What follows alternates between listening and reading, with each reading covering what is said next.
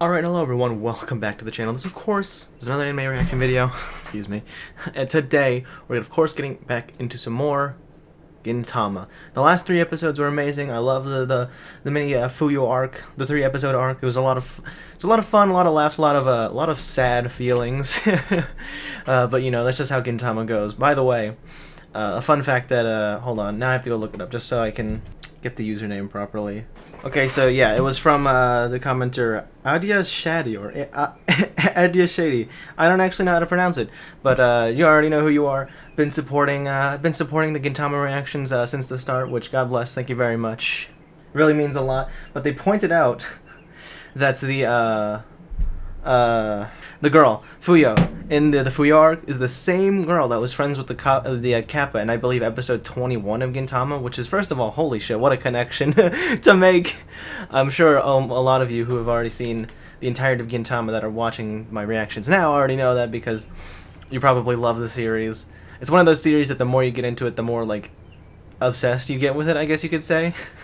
So you probably know a lot of trivia that I'm not even close to knowing about, but that's just so sad that's the same character. It just and then, like, remembering the plot of that half episode with the Kappa. It's a really heartbreaking story. But I'm so, like, God damn you, Sorachi, why are you so good at your job? But anyway, as always, link in the description down below will take you to the full length uncut reaction. For some reason, I always get the urge to say full cut unlength, but that makes no sense. Full length uncut reaction on BitChute. You can go over there, then come back to YouTube to watch the discussion. Okay, so as I said in the during the ED, another fucking banger episode. Gotta love. I love the comedy. Again, it's been a while, and I didn't keep track of which episodes it was that I said were like some of my favorite comedy focused episodes, but this is definitely up there, as I said in the ED. Fucking the one with the dogs. That is just such an interesting little thing, because, like, of course, Sadaharu, even though he's like this big, like, monster type thing, we saw an episode that explored a little bit more about Sadaharu and, you know, the priestesses and the guardians of the Golden Gate, I think it was. I might be wrong about that, but just seeing getting into more, like, dog antics, and I think just combining the fact that he's such a huge dog, and the fact that also, oh wait, no, that's right, I just realized the beginning where Gintoki hits fucking Zenzo again was just set up for the second half of the episode. But anyway, what should just normally be like regular dog antics, the fact that it's Gintama makes it so much better, because of the huge dog, the ridiculous comedy of the Yakuza members hunting down Gintoki because they want to protect their dog like their doting fathers, which doting fathers occur. And then, man, all about families, because the Yakuza is a family, they're taking care of the dog and her family, the family with Sadaharu. Fuck, dude. Sorachi really likes his families, huh? Can't blame him, it works. But that was great. Hasegawa getting a little, shall we say, intimate with Ketsunana. Who knows if that will do anything in the future. They had we only saw a short conversation when they were talking about their dogs. She seemed to like Madao, his metallic dog. They shared the stories of how they came up with the names. And the fact that they're on the boat ride together. Like, man, are things looking up for you, Hasegawa? After your divorce and losing your job? Are you gonna find someone and turn your life back around, get back on the right path, or track, so to speak? Who knows? But speaking of tracks, this second episode, fuck, I really love that episode so much, because not only was it funny as fuck, but it started randomly pulling on my heartstrings. I was so confused. Like, in the first half of the episode, when it showed, like, that clip to visually represent the robot dog doing its thing, That I felt because of the way it didn't seem like it had anything to do with what was previously on screen, because it just cut in the middle of Hasegawa speaking.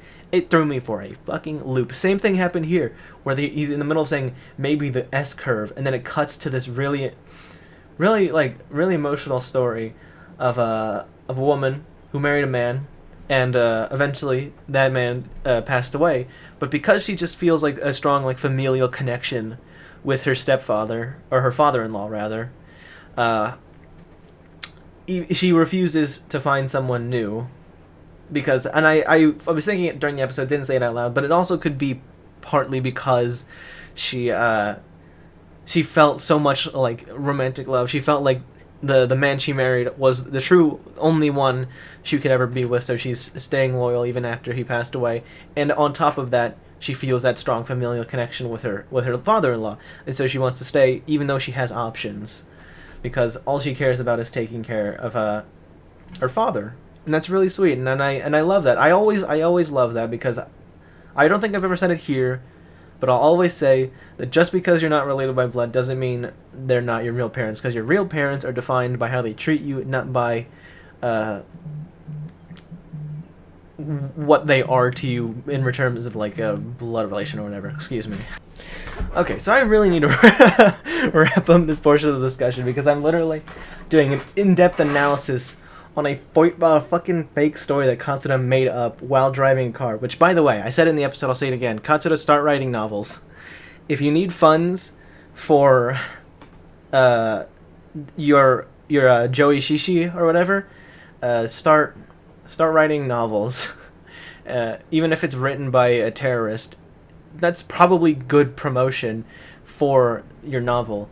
But if you just turn that whole story into a full-fledged novel, it would make a bank, because that's a really touching story. I was in the middle of saying it, but blood relation doesn't necessarily make a family, and I'll always love that. One of my favorite relationships in any piece of media ever is Clementine and Lee from the Walking Dead game by Telltale. It's so good. It's like one of the perfect examples of just because they're not blood related doesn't mean Lee can't be Clementine's father. And it's such a beautiful relationship. Same thing with Kagura and Gintoki. Same thing with these two. Yeah, you know? So, great episode. Amazing comedy. Katsuda really was delusional in this episode. Quite literally. Oh, and real quick, I seriously need to wrap this up, because I've been going for a while now. But the Katsuda's struggle perfectly encapsulates what it's like to attempt to be a part of a mainstream anime discussion and trying to watch everything that's coming out, because you just can't, and that's why I avoid it. The only time I'll watch seasonal anime if it's a series I know I'm going to love, if I have prior experience with it before. Like, typically I usually go for things that are either older or less popular, and call me hipster all you want, but unless I know I'm gonna like the new thing, I usually stay away from the new thing until it's gotten some time where all the hype beasts or whatever fuck off and stop, circle jerking and calling a masterpiece. Which is why I haven't watched Demon Slayer yet. Oh fuck, it's about to start raining. I really gotta go walk my dog sooner than later. I should probably go do that now.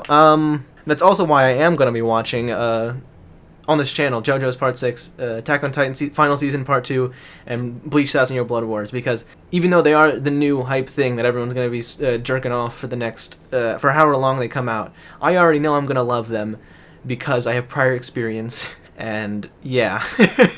Anyway, I gotta go. I'll be back later for this video to watch the episode 73. Okay, so it's definitely started raining, like I said it was about to earlier. I got a little bit of walking my dog in, but real quick, quick addendum, quick addition to what I was saying about my anime watching preferences before I go to walk my dog, is that I also sometimes like to watch shows or read manga for series that get a bad rap on the internet. Because just like popular shows, I want to check it out for myself, so I can inform my anime needs. Holy fuck, you can hear that, can't you? For example, Bleach did and still does get shit online for being quote-unquote the worst of the big three. To be fair, I haven't touched One Piece. I've watched 3 volumes a year. I read 3 volumes a year ago, but I've read all of Bleach. I have a special shelf dedicated to all of Bleach because I love it so much. Down there, where I'm pointing, I have a bunch of volumes of Naruto. I've read it to the end. I still like Bleach more because at the very least, a lot of people online agreed. Art style is great, and because of the art style is great, and because I was gonna check out all of the big 3 at some point in the future anyway, I decided to read Bleach. And fuck yeah, I love Bleach, and I'm so excited to get the final arc get animated, because it's just so good, IMO. Black Clover is another example. I won't be one of those people that says I liked Black Clover before it was cool to like Black Clover, but I started reading the manga around the time volume 21 or 22 came out. It was close to the end of the Elf arc, or the whatever, with the devil. Yeah, it was around that time. That's when I started reading the manga, and even though people were talking shit about it, I still loved it. Still love it to this day. Currently caught up with the English release of the manga. Then I'm excited for the movie too. And another series that I'm reacting to right now that gets a lot of shit is Eden Zero, and I'm enjoying that too. Call me hipster all you want for only going after things, or only being interested in things that aren't as close to as popular as some of the other series that is currently airing. But I mean, fuck it.